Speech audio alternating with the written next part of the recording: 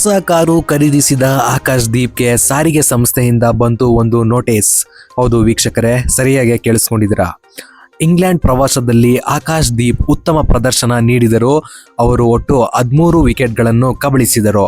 England ಪ್ರವಾಸ ಮುಗಿಸಿ ಭಾರತಕ್ಕೆ ಬಂದ ತಕ್ಷಣ ಇವರು ಹೊಸ ಟೊಯೋಟೋ ಫಾರ್ಚುನರ್ ಕಾರನ್ನು ಖರೀದಿಸಿದರು. ಆದರೀಗ ಇದೇ ಅವರಿಗೆ ಮುಳುವಾಗಿದೆ.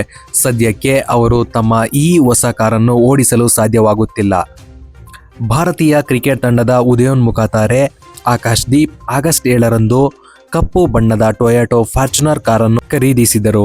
ಆದರೆ ಸದ್ಯಕ್ಕೆ ಅವರು ತಮ್ಮ ಈ ಹೊಸ ಕಾರನ್ನು ಓಡಿಸಲು ಸಾಧ್ಯವಾಗುತ್ತಿಲ್ಲ. ಸಾರಿಗೆ ಸಂಸ್ಥೆಯು ಆಕಾಶ್ ದೀಪ್ಗೆ ನೋಟಿಸ್ ಜಾರಿ ಮಾಡಿದೆ.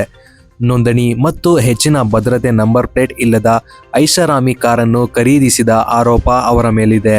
ಕಾರು ರಸ್ತೆಯಲ್ಲಿ ಚಲಾಯಿಸುತ್ತಿರುವುದು ಕಂಡು ಬಂದರೆ ಅದನ್ನು ವಶಪಡಿಸಿಕೊಳ್ಳಲಾಗುವುದು ಎಂದು ಎಚ್ಚರ ನೀಡಲಾಗಿದೆ.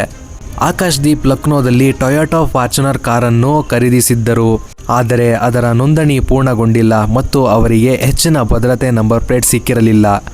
ಮೋಟಾರು ವಾಹನ ಕಾಯ್ದೆಯ ಪ್ರಕಾರ ನೋಂದಣಿ ಮತ್ತು ಹೆಚ್ಚಿನ ಭದ್ರತೆ ನಂಬರ್ ಪ್ಲೇಟ್ ಇಲ್ಲದ ಯಾವುದೇ ವಾಹನವನ್ನು ಓಡಿಸಕೂಡದು.